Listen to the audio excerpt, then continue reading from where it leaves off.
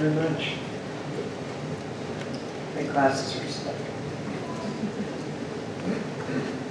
All righty. So if we, well, shoot, Chad, what are we doing? Taking a little break or just jumping in? Jumping in. We're jumping right in. So, Mainelli. Hi.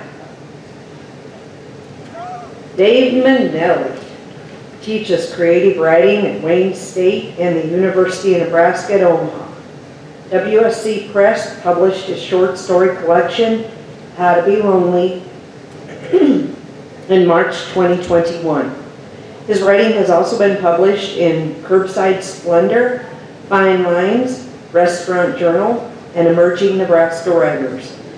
He served on the board of directors for Red Hen Press and is currently a fiction editor for The Good Life Review. Mainelli has a lengthy background in the bar industry as an owner, the music industry as a musician, songwriter, and loneliness as a human being. So let's make him not so lonely and give him a big hand to get up here.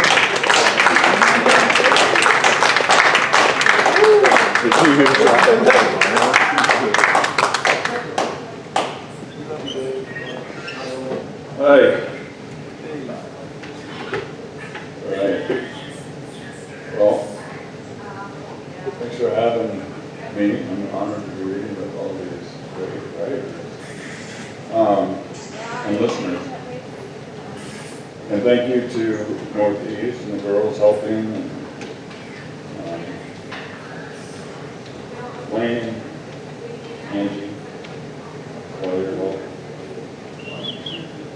I'm not as interested in these Marcy, so I'm just going to read and not tell you much more about me.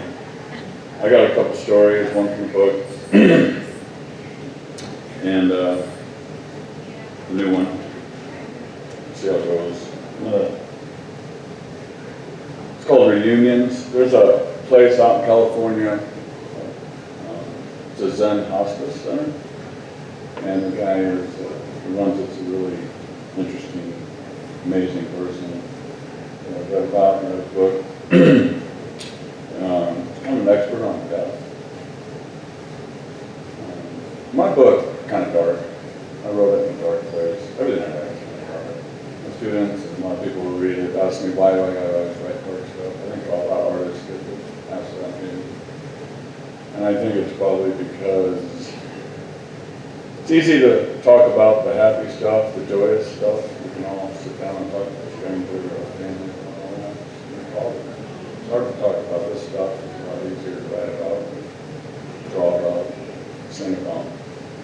So, but the dark humor sometimes carries it, although not everyone likes dark humor. But I do. Anyway, this one's called Reunions, and it's about that Zen Hospice Center and about a guy who gets a call from the guy who runs the Zen Center that his sister, who he hadn't talked to in 40 years, is there and has asked for him. And I'll just kind of, this is a longer story, so I'm not going to read all the words, but I'll read most of it. Frank felt a little more than put off. A stranger telling him what he should do really irritated him. He hadn't had parents since he was 17, and the only people who could tell him what to do now were the supers on the job site. Okay, sorry, my timer didn't work right. What did this guy know? He squinted as he stared out the window of the airplane. He felt a little sick. Are you sure she wants to see me? Frank asked as he sat on the landline he swore he would never get rid of and his 3 kids frequently gave him grief about. She specifically asked me to find you. Well, I don't fly. He waited for a reaction, but there was none. It took me 2 days to drive to San Jose from Boulder. The man sighed and he nearly hung up on him. Listen, I don't think you have that much time, Frank. It took me a week to find you. He pulled up Google on the desktop and typed in flights while the man explained her situation, but Frank didn't hear much of what he said. He heard the word cancer once and the phrase stop treatments. But otherwise, he shut the man out as he focused on a list of departures. There's a flight that gets in at 10. I can take that and be over in the morning. Good. What time do you open? Frank held his credit card in one hand while he typed with his 2 index fingers. We're never closed, Frank, and you can come anytime you want. But I'll be here at 7. I'll see you at 7.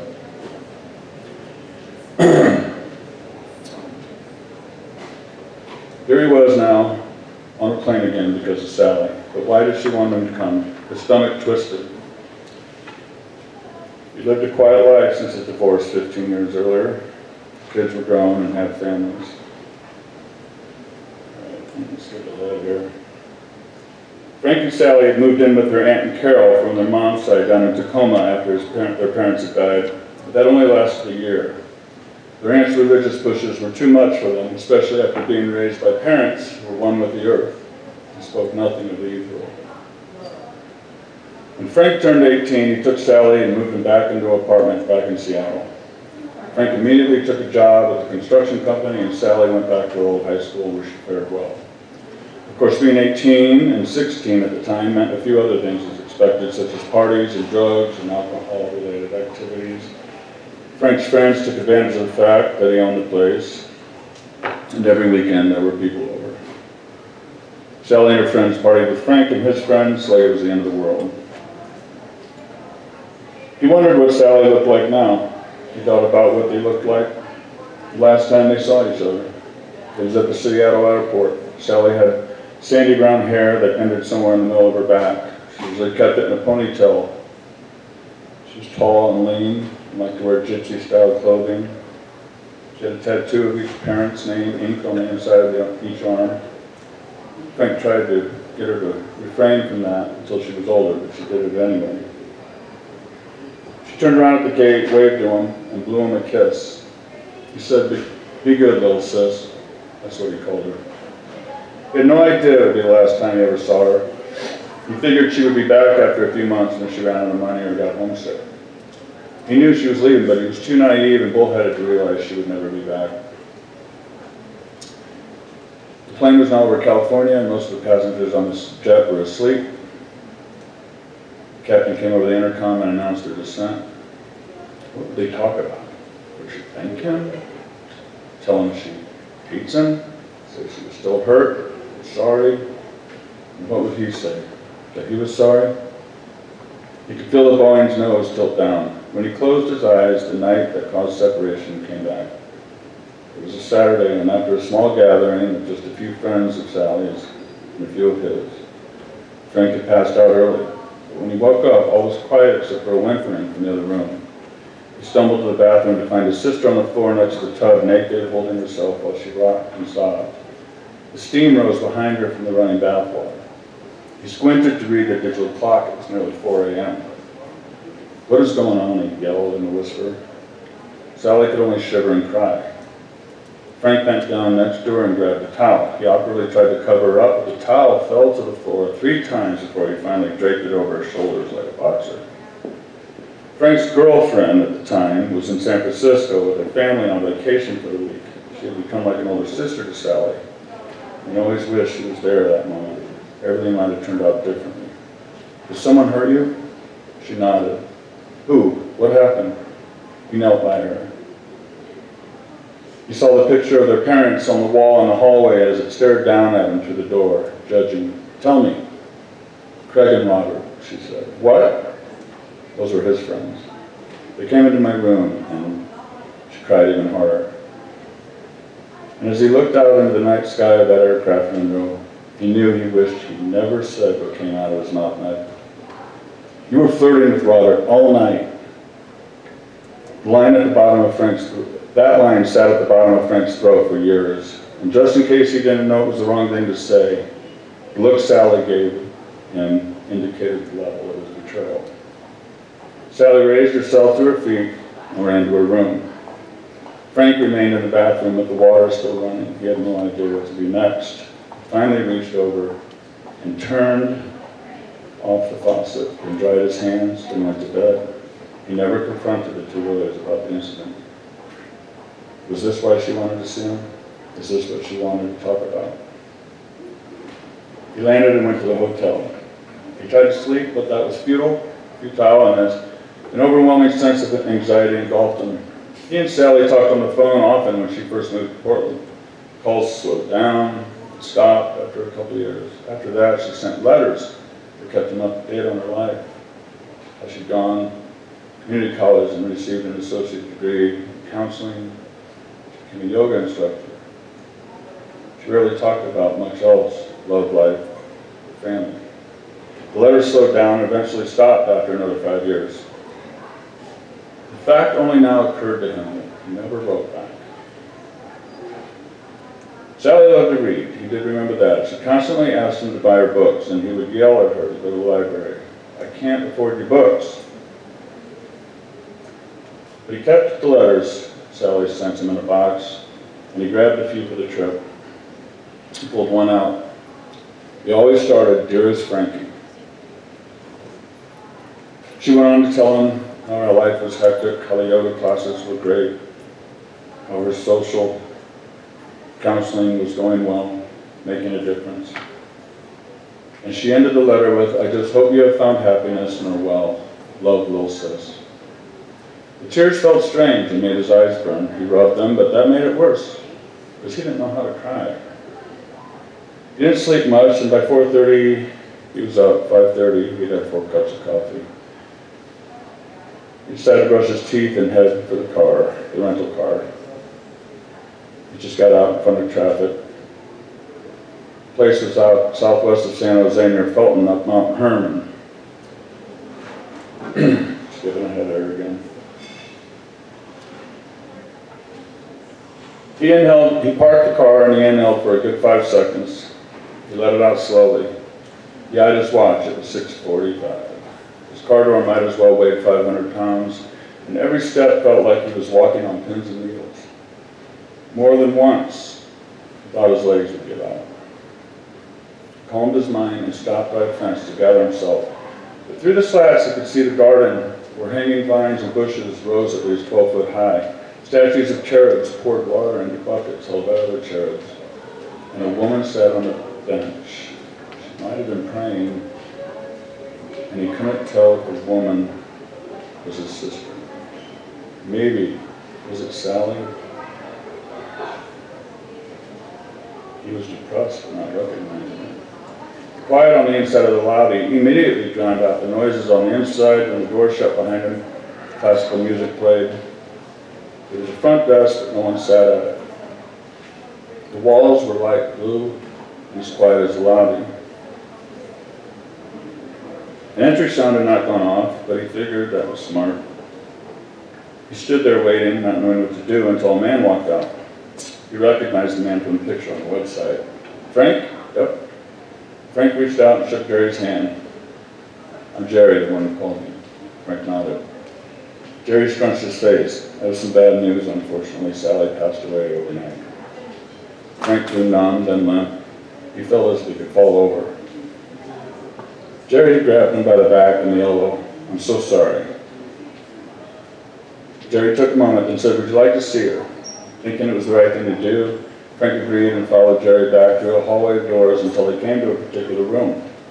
When they opened the door, they found a woman dressing Sally with fresh linen covers. Frank immediately noticed the room was perfect off-white, the ceiling snow white. "Lucy," Jerry said, "this is Frank. Let's allow him to be alone, shall we?" Frank grabbed Jerry's wrist. "I don't need to, be alone." "It's okay," Jerry said, "but I don't know what to do." "Talk to her, but she's dead, and you're not." Jerry and Lucy left the room. Frank gazed at Sally as she worked his way around the bed, the chair next to her. The door clicked. Wrinkles and dark lines had been drawn on her face. She had gray hair, bags hung under her eyes. Her hands were veiny and creased. She was an older woman now, a different woman. Her hair was short. He wondered if it was from the cancer treatment or if she styled it that way. His hands shook. Even though she lay lifeless, he thought she might open her eyes and slap him. He softly let his hands fall onto hers. They were cold, and for the second time he put them 12 hours, he wept. Then he said out loud, "I'm sorry, Sally, I'm so sorry." He let his head fall onto her stomach, and he sobbed for several minutes. After a while, the door opened. Frank raised up to find Jerry entering the room. Jerry had a basket full of items. But you might like to know that one of the things we do here is bathe our loved ones in oils and lavender once they pass. Frank wiped his eyes. Okay. We usually ask the family if they'd like to do it. Would you like to? I don't know. Jerry said, "I think you should. Let me help you." So Jerry grabbed a bowl from the table and sat down next to Frank. Frank watched as Jerry broke open bags of twigs and spices and emptied them in the bowl. Jerry had Frank take a cloth and dip it in a bowl, marinating in the herbs and incense. It smelled nice. His rough construction hands wrung most of it out over the bowl, then followed Jerry's instructions. He started with her face, gently touching the cloth to her skin, first around her eyes, then her cheeks. Her lips were cracked. He left the cloth on them for more time than the other spots. The memory of taking baths when they were children and their mother washing their faces overwhelmed them. What did she die of, Frank asked? Ovarian cancer. Was she happy about the cancer? Frank stopped and side-eyed Jerry. Jerry grinned. "It's all right, smile, Frank. Your sister was incredibly funny. Do you remember that?" Frank nodded. Frank dipped the washcloth again, wrung, and washed her neck. "She was an extremely joyful soul," Jerry added. Frank nodded as if pleased. "Can I ask, did she ever speak of me?" "She did." There was a pause. Jerry put his hand on his back. "She wasn't happy with you." Frank stiffened. Jerry spoke softly. "She never understood why you didn't respond to her letters or try to see her." Frank inhaled, and he held it in. The words barely came out. "I don't know." "Well, she wanted you to know something, Frank." Frank turned around to find Jerry's serious countenance turned to a grin. "She forgave you, and she loved you. She always loved you."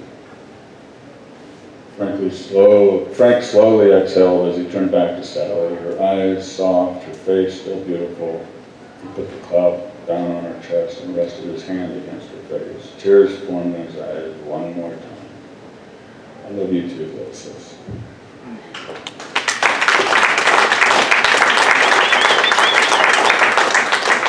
Thank you.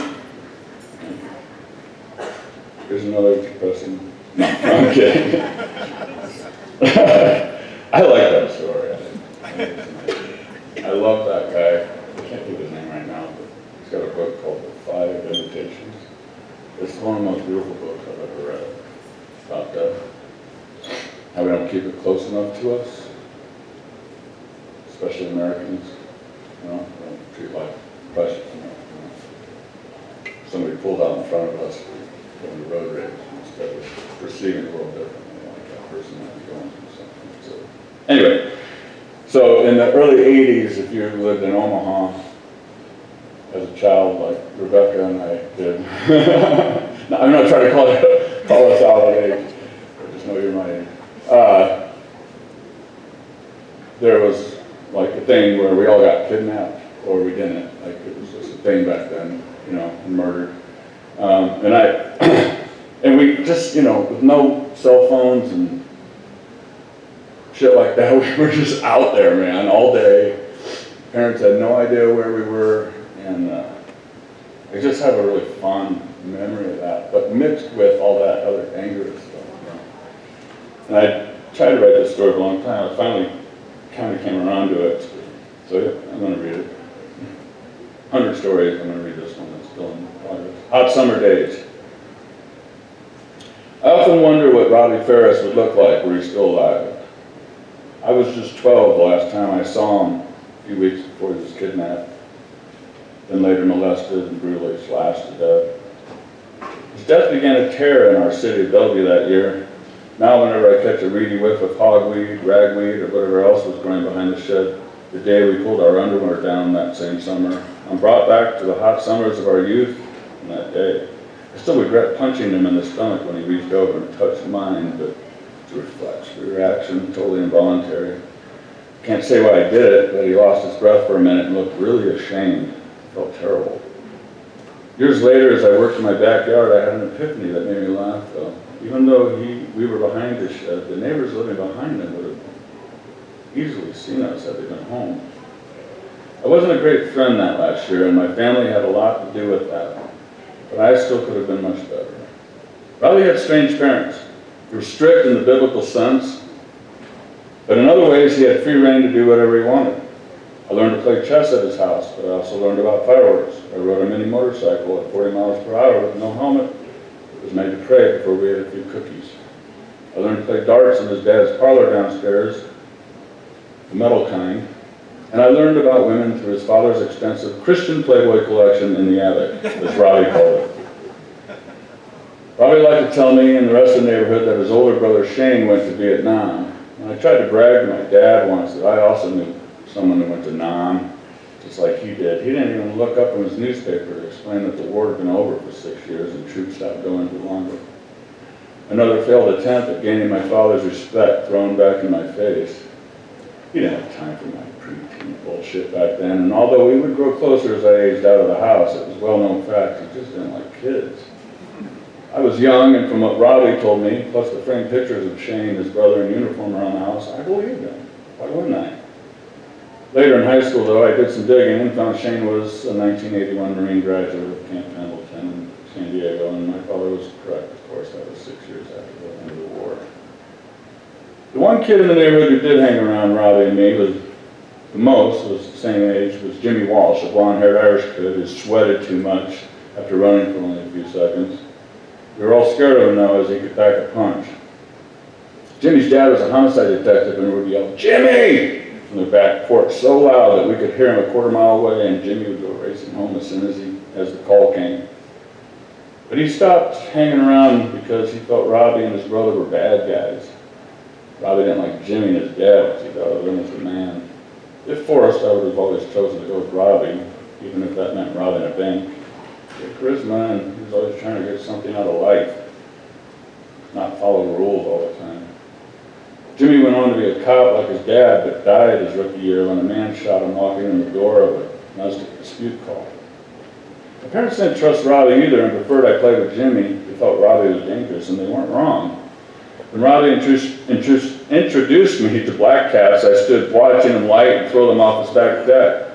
After a few minutes, he turned and handed me a punk and a roll and said, "Come on, man, blow some shit up." I was so nervous on my first attempt, I threw the punk instead of the blackjack. Burned up my fingers enough that I had to go to the emergency room, and my mom blamed Robbie. It wasn't his fault, I was just being dumb and scared. Robbie's dad wasn't around much, which created a mystery about him, but he was always nice. It was his mom who gave me the nightmares, and that was all because Robbie told me how she hit him with a belt one day while we were hiking along the creek looking for crawdads. And she told him the Bible said it was okay. He also said she made him pray with him after she whooped him. But hearing it and witnessing it were entirely different. And truthfully, it was like witnessing a crime. Robbie had snuck into her room to steal some quarters for the ice cream truck one time, and she busted him red-handed in the dresser. Without hesitation, she spun around and grabbed a belt from the wall next to the bed that had already been weaponized with a large silver buckle. Robbie stood with his ass up, hands him on the bed while facing the door. She cited the 8th commandment on repeat. Robbie and me made eye contact as she thwacked him 10 or 12 times and the slightest grin appeared on his lips. I wanted to cry or run, but instead I stood there and watched. The sight of her violently striking me with that belt significantly affected me and made me appreciate my parents a little more. Robbie's personal hero was his brother Shane. He was always talking about him now. Whether it was how good Shane was at baseball, the muscle car he had, the current girlfriend, how he shot up Coots and Nam. But once I came to realize he didn't do the last one, I wondered what was true at all. And when Shane was a junior in high school, a rumor began floating around the 3 Street run from Decatur to Parker. Something happened between him and an 11-year-old girl. The girl's family moved away shortly after the rumor started, and Shane entered the military the following year after graduation. Those two events did not also fuel the fire. And the older kids razzed Robbie every chance they could. Robbie had grand ideas for revenge, but we never brought them to reality. One time a blue Mustang pulled up next to us as we shuffled along the gravel road. The prolonged crunch of the tires alerted us. and the driver of the car had his elbow out, rolled down the window of the door. "Hey, Robbie, your brother been dating any foxy 11-year-olds lately?" Robbie kept his head down, ignoring them, but I was so scared I could feel the piss trying to escape my pants. Guy had long blonde hair, a mustache, muscles I'd never seen before in his forearm. Couldn't make out the other two, but I could hear him laughing. Finally, Robbie lifted his hand from his pocket slowly and flipped him off. The guy in the car laughed as he spun out, leaving a cloud of gravelly dust around us. The fact they went after Robbie, he gave it back, somehow put them on an equal level, and that put Robbie on a much higher plane than me. A 10-year-old flipping off 18-year-olds? It's unheard of. When the fall came around and school started, my mom didn't let me go down to Robbie's as much. I assumed it had something to do with the rumor about Shane. I also went to a private school while he went to a nearby public school, which made it hard to hang out. We only saw each other here and there on the weekends, but we were both busier with sports, our friends, and when the games were rained out, though, we found each other, but that was few and far between. School was a month from being done that year when my dad sat me down and told me Robbie had gone missing. I was confident he'd taken off to see his brother in California. It would have been just like him to do so, and I believe back then he could have made the 3,000-mile trek, even at 12. But after some days and weeks went by, and seeing the worry from my parents at home and his parents on the television, I knew something was seriously wrong.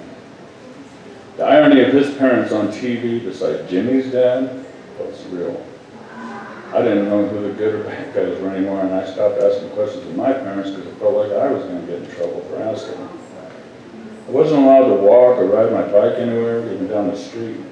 At some point, I heard from a few kids near me that Shane had returned home. About 4 months after Robbie disappeared, I came home from school. A few months after Robbie disappeared, I came home to find my parents waiting. That was unusual. Their mood was gloomy, also odd. My father asked me to join him in the family room, so we moved and sat in different chairs facing each other. It took a long time for him to get out, but he wanted to stay. As I waited, my thoughts went to the remaining grandparents, figuring one of them must have died. Son, I'll just come out and say it, and we'll try to answer any questions you have, but I'm telling you right now, we don't know many details. It seems incredible that I had no clue he was about to give me news about Robbie. I must have completely blocked it by that point.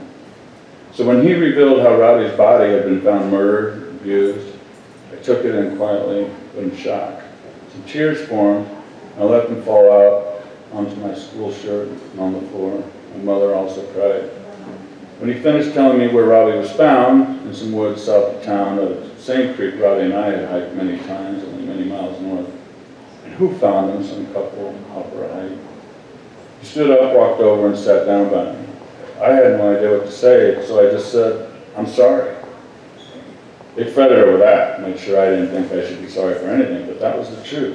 I felt sorry for not spending more time with him that last year, for letting him down with the fireworks, for not saving him from the times his mom whipped him, for not sticking up for him when the older kids harassed him, for punching him behind the shed that day, for being alive.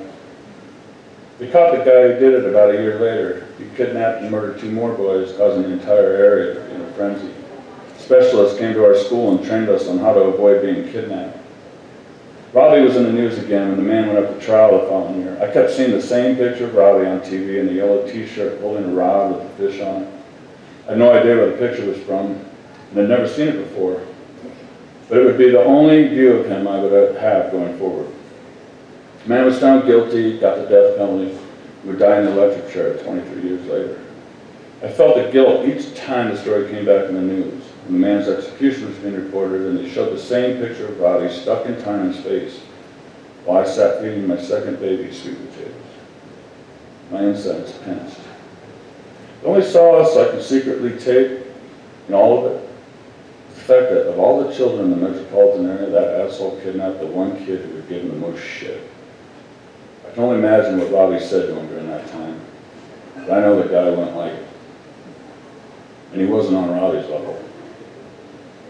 I finally really didn't talk about Robbie after that day in the family room.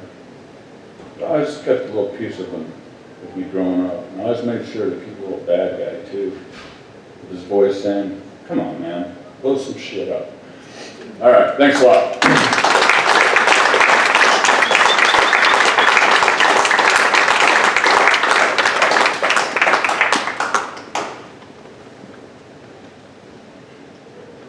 Wow, what a start.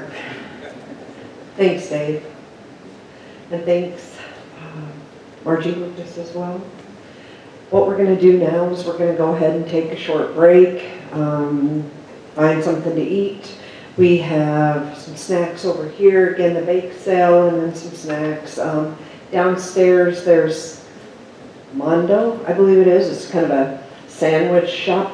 And we also have a college food, you know, burgers and French fries and cheese curds and those kind of things. A little shop down there for that as well. So mingle, buy some books, and let's just all meet back here about 1 o'clock. Thank you.